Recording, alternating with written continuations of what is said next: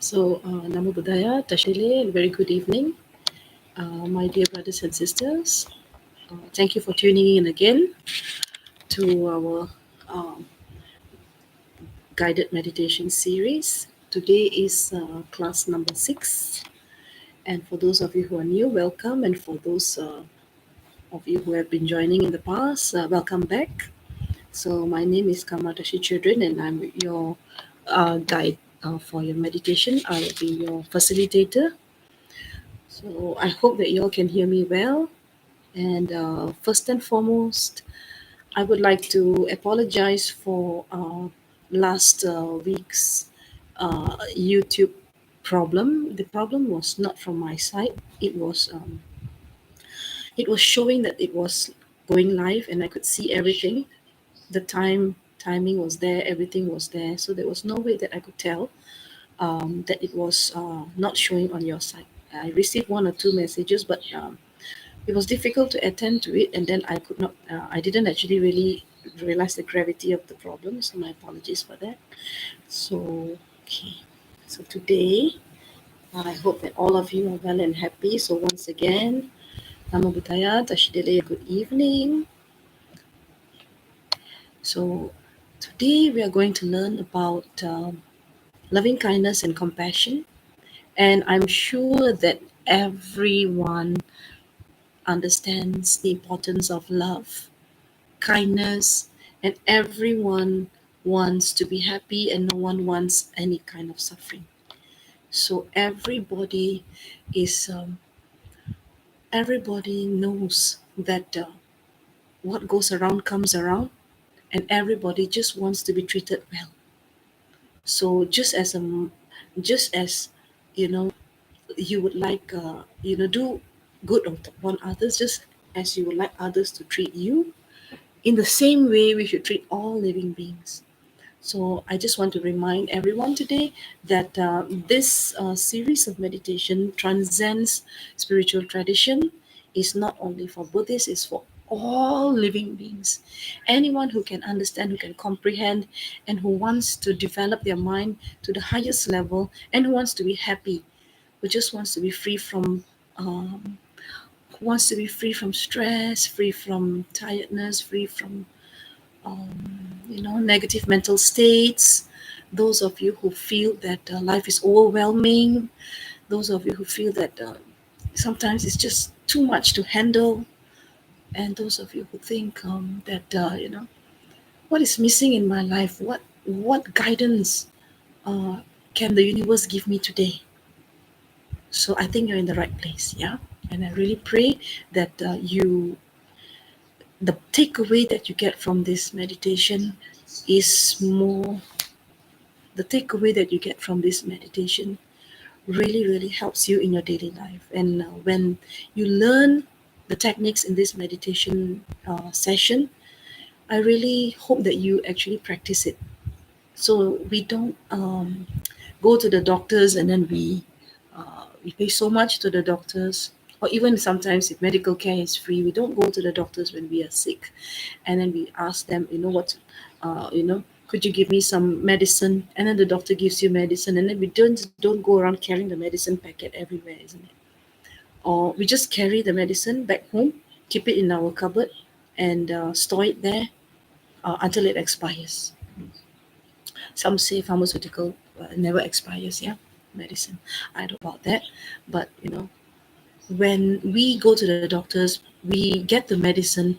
One would like to think that it is only wise to eat the medicine and then we become better, right?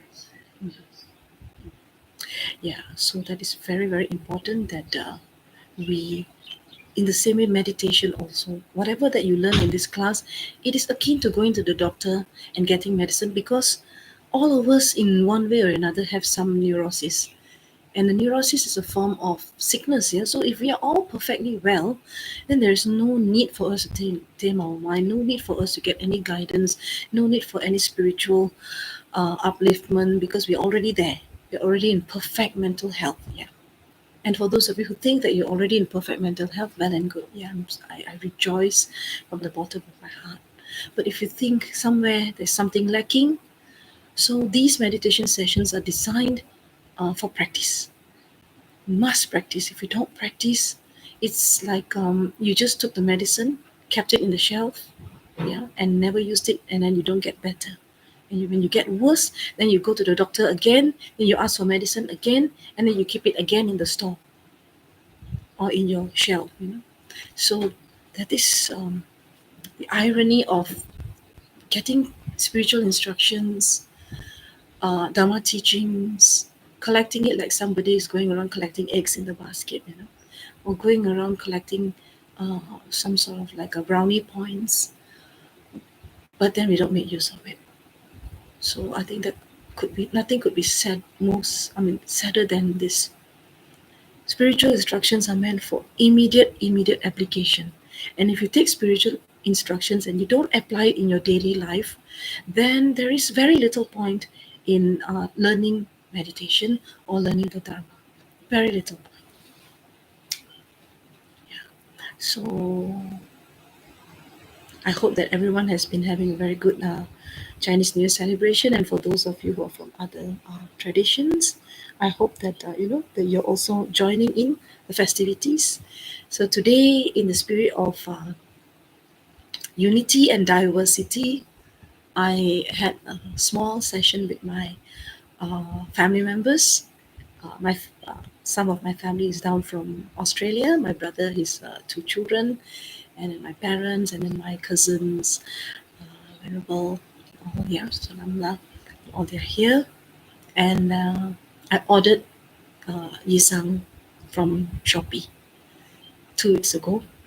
And then before that, the reason why I ordered Yisang from Shopee because I'm one of the so-called lucky 1,888 people who won a Yisang plate by becoming customers of Allianz Insurance. Yeah, I'm not advertising for them. I'm just saying that I'm getting old and I need more insurance cover. So I had to do something before I turned 50. So I subscribed. I changed my insurance policy, upgraded it, pay more, and then get Yisang plate. So what to do with the empty Yisang plate? My insurance agent is so kind, came all the way to the house from PJ to Semenye and gave me a Yisang plate. I was so excited. Then I asked the insurance agent, so how do I know I've during my working years and all that, and even with Dharma friends and all, we go out every year, yeah, for Yisang, Losang and all, and then yeah, so much fun, and it's so tasty even. So today, my family and I, we had this session, and it was the first time for most of my family members, except for my brother and I, and also Venerable. And when we were doing this tossing, and then positive affirmation of prosperity, abundance, peace, long life, good health, etc., etc., in the spirit of Satu Malaysia. I think my brother told me that this is actually a Malaysian tradition that stems from uh, Dato Anthony Loke's grandfather, if I'm not mistaken, who actually is the inventor of this Yisang. I'm not sure. I could be wrong. Yeah. But whatever it is, I think it's a beautiful tradition, and and it's so tasty. And you know what's the most important takeaway from this um, session? I mean, the before our lunch, and lunch was nasi lemak, Malay. Okay. Breakfast was Western. Pre-lunch is some Chinese. So I'm trying to bring unity and diversity into my household, my family, and those who are associated with me, for the sole purpose of being inclusive, to appreciate diversity, to love everybody. So if we don't know what others are celebrating, we don't. I went for. I took my cousin sister to. Um, what is that place called? Pavilion, yeah, Pavilion, for the lion dance. It's quite nice, yeah. In fact, I'm from Ipoh, so lion dance is not new to me. My neighbors and all in the past, yeah, everywhere, left side, right, up, front, back, those who could afford, they used to have, bring the lions to their house, lion dance, and I used to, climb over the wall sit on the wall between my neighbor and I, and then my house, and then watch the lion dance. It's so fun. I grew up in that diversity. I grew up speaking Cantonese, although I can't remember it anymore because it's been some time since. But I can understand it, so don't gossip about me. Not that I care, yeah. So, but the thing is just that, and then we live in a yeah. For those of you who are from foreign lands, I'm not sure, but we live in Malaysia. It's a land of diversity, and it's very important to appreciate diversity. And why it's important to appreciate diversity, because we want all living beings, everyone, to live in peace and harmony. And in order to live in peace and harmony, we must ensure that we appreciate diversity and are inclusive. Learn other people's cultures. Learn how to connect with another human being. And once we learn how to connect with human beings, especially begin with your family, connect with those in your family, those in your taman, those in your neighborhood. Connect with the animals in your garden. Connect with all living beings. And that's how then you can connect with other people outside of your home. So if you don't know how to connect with the people within your vicinity, your colleagues, staff, your whoever that comes within your realm of your sphere of influence, then I believe that we are going into the realm of exclusivity. So when we are exclusive, that's the time we start facing conflicts. That's the time we have misunderstandings. That's the time we start, having suspicion, doubt, and then slowly from doubt and suspicion, hatred develops. And once hatred develops, hatred has the it's like a fireball. It's like a volcano. It eats only the person that is hateful. It's like Milarepa said, I mentioned in the video last week, that eating poison, anger is like poison, eating poison and expecting somebody else to die. So it is very ironic. So I have noticed that there's a lot of fear in this world, a lot of suspicion. And then when we read the news, look at social media posts and all. So people of the same race, people of the same religion, people of the same culture, people of the same organization, group, country, etc., etc., all these people group together and then are suspicious of the people of another group, right? So it is so sad. Yeah. So yeah, one friend of mine tried to is trying to find out, yeah, whether it is really true. It may be an urban myth. I'll read it later. Yeah, thanks, Sister Ho. So okay, regarding the Isam, um, where was I? Where was I? Can anybody remind me? Yeah, I was talking about this us versus them mentality. So if we don't understand the culture of somebody else, then we become this I, and then the other person becomes you. And then when we have a like-minded people, or should I say, same skin color, same mother tongue, same culture, then we all group together. And then after that, we don't want to mingle with other people. And when you don't mingle with other people, you think that they are bad. And we fear them, then after that, problems arise.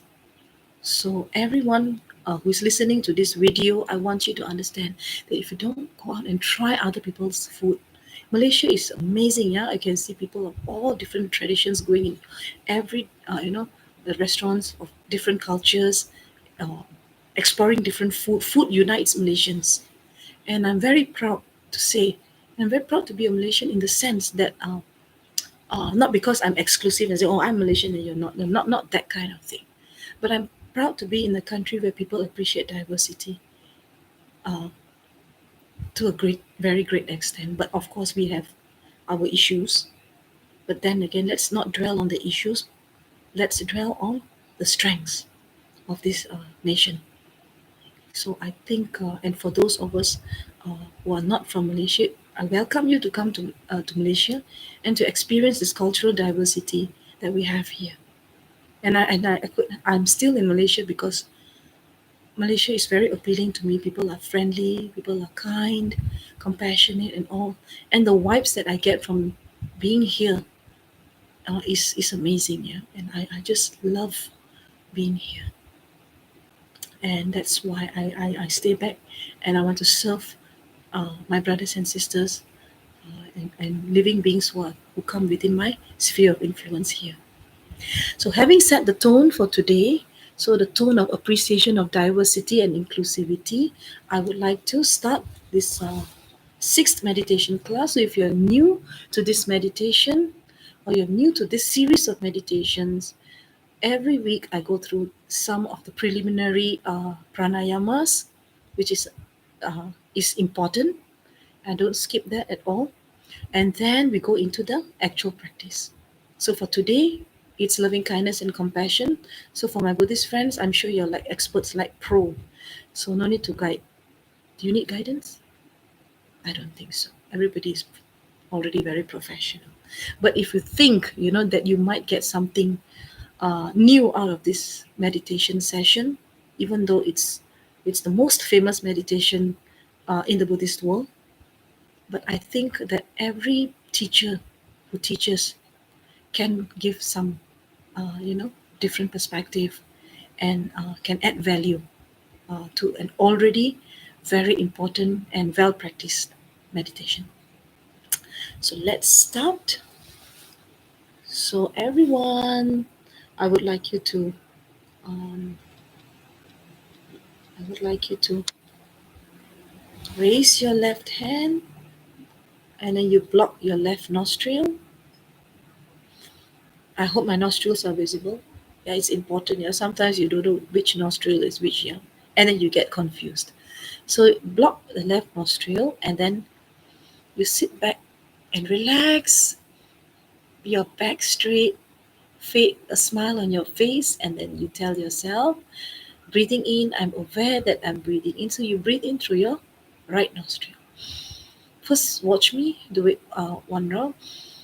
Breathing in, I'm aware that I'm breathing in, and then you block your opposite nostril with your ring finger.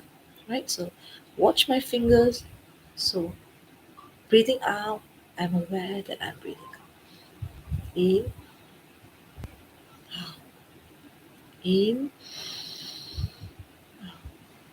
So breathing in, I'm aware that I'm breathing in. Breathing out, I'm aware that I'm breathing out. In, out, in, out. So breathing in, I'm aware that I'm breathing in. Breathing out, I'm aware that I'm breathing out. In, out, in, out. Breathing in, I'm aware that I'm breathing in. Breathing out, I'm aware that I'm breathing out. So if you have started already, it's okay. But if you haven't started, now we can start and do together. So breathing in, I'm aware that I'm breathing in. Block your left nostril, breathe through your right. And then block your right nostril. Block your left nostril, breathe through your right. Then block your right nostril with your ring finger and breathe in through your left. In, in, out. So breathing in, I'm aware that I'm breathing in. Breathing out, I'm aware that I'm breathing out. In, out, in. Put a smile on your face. Shoulders relaxed there. So breathing in, I'm aware that I'm breathing in. Breathing out, I'm aware that I'm breathing out. In, in. Okay, so now the next step, take your right hand, put it on your left, and then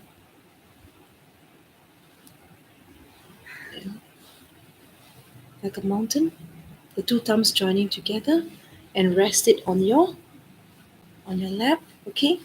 And make sure that you're not too rigid. Some people complain of pain in the spine, yeah.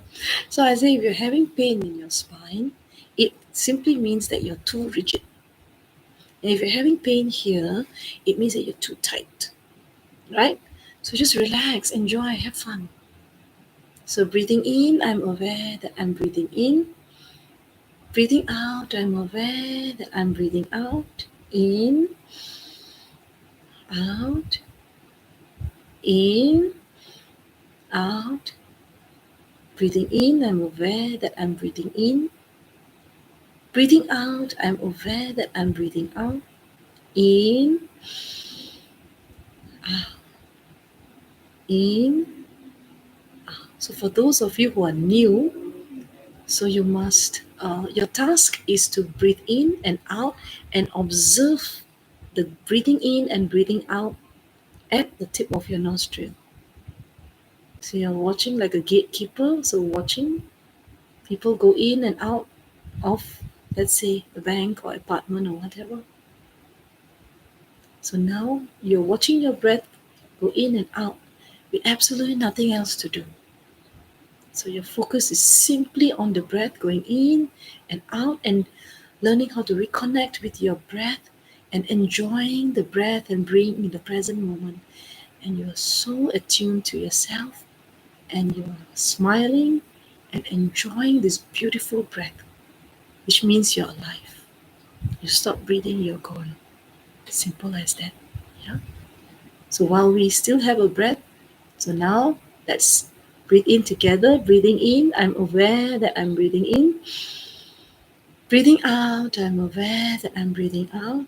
In, out, in, out. So breathing in, I'm aware that I'm breathing in. Breathing out, I'm aware that I'm breathing out. In, in. So if your mind has wandered to the past, running away into the future, or suddenly you have some pain and then you have aversion, you dislike it, or something good memory or good smell, and then you're grasping at it, that means it's going to like and dislike. Like is like pulling, dislike is like pushing. So the forces of pulling, pushing, past and future is where we are always being blown.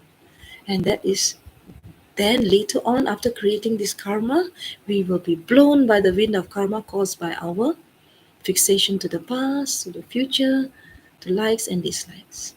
So if you don't want to be blown by the wind of karma, uncontrollable rebirth or uncontrollable circumstances in our life, learn how to control your mind. And how to control your mind? People ask, how do I control my mind? Very simple. Actually, you're not really controlling it, but you are observing and trying your level best to bring it back through the power of mindfulness. That means you remember. You're not actually controlling it.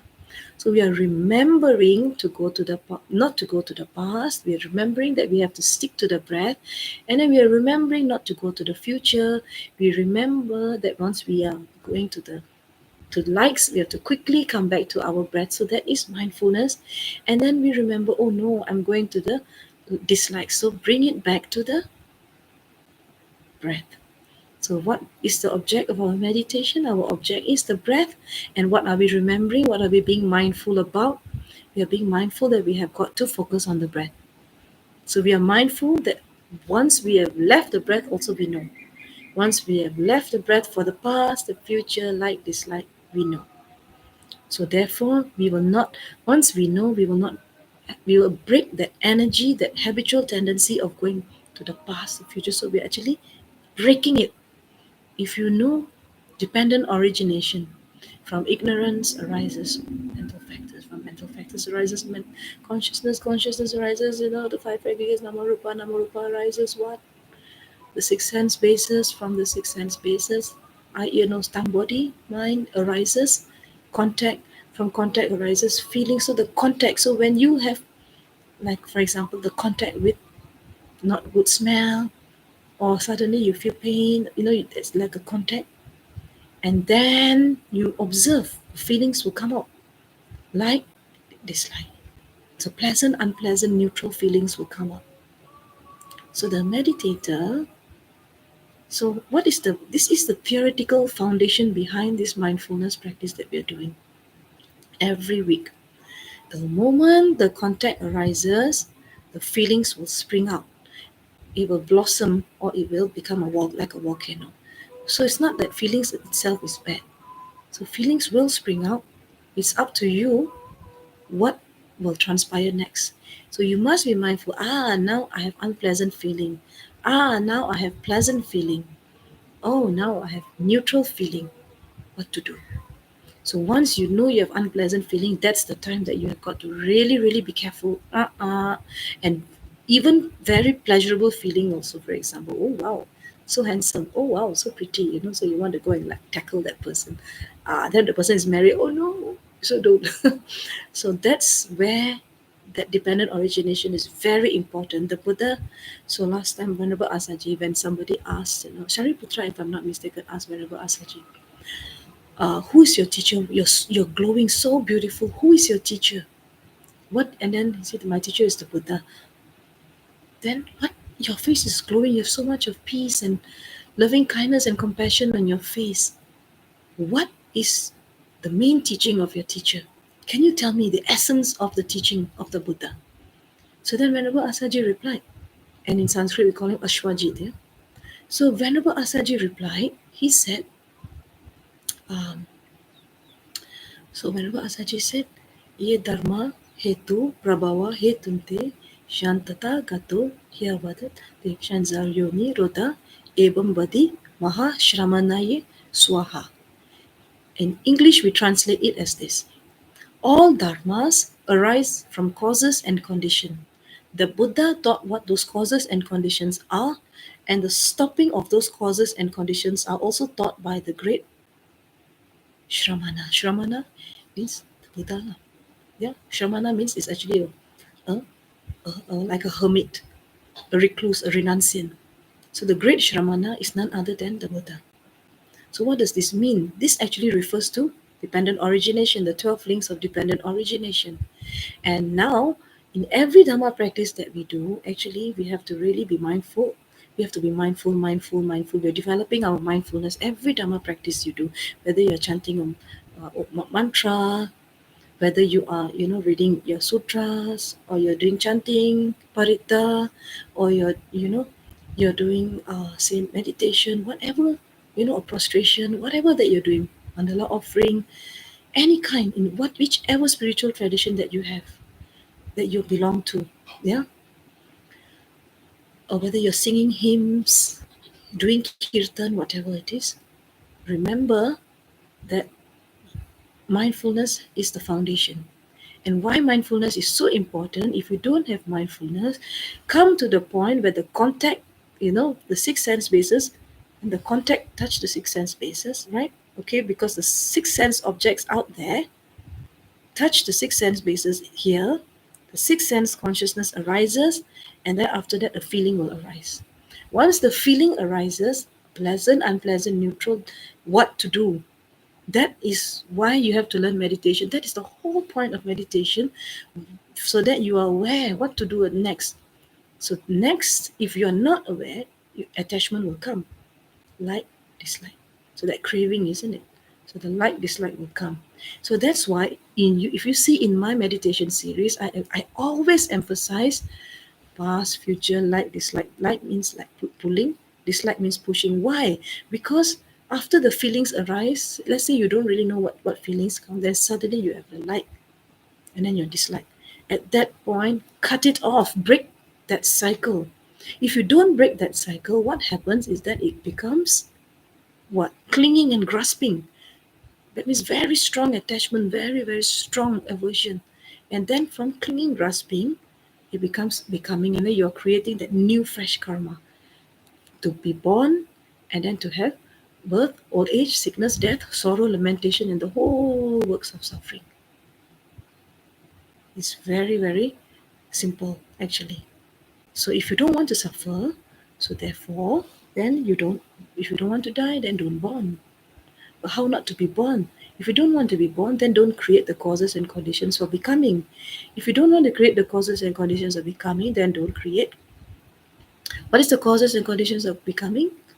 It is clinging and grasping. Meditation teaches you to let go. That is another place where you cut, then you don't become.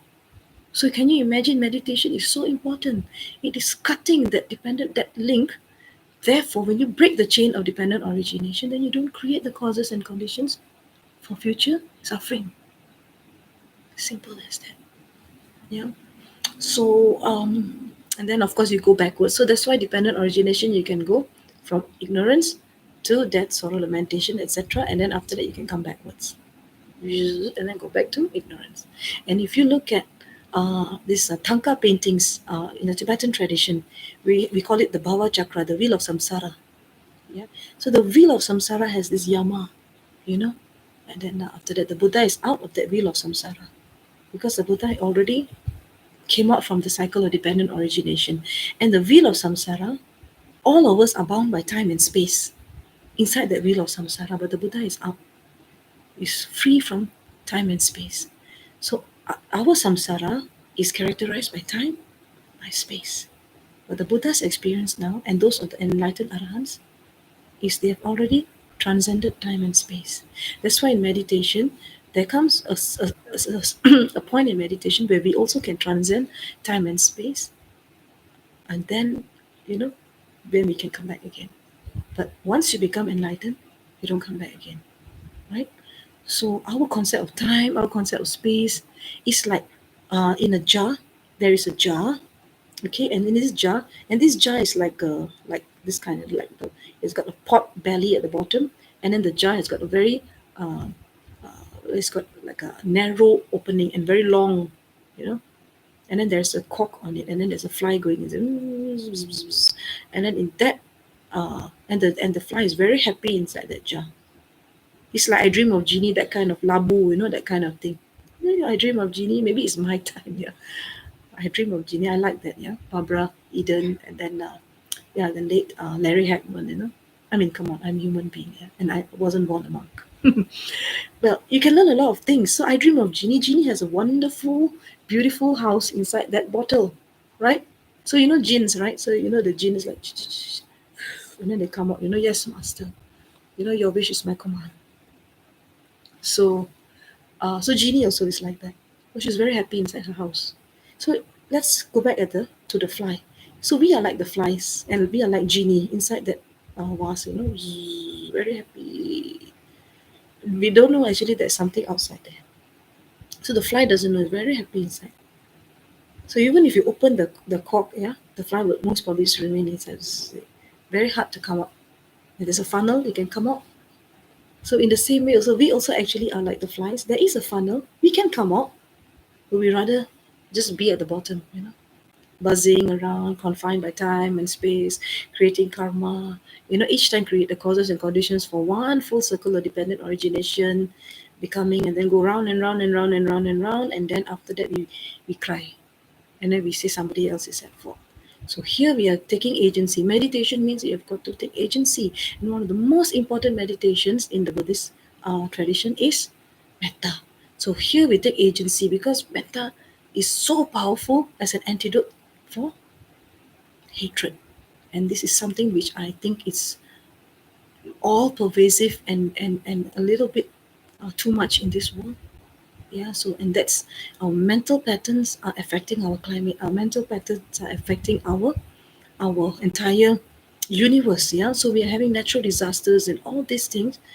Do you think that it's only climate science? Do you think it's only the physical component that is causing the climate change? Check and see how you think. There's a lot of wickedness, cruelty.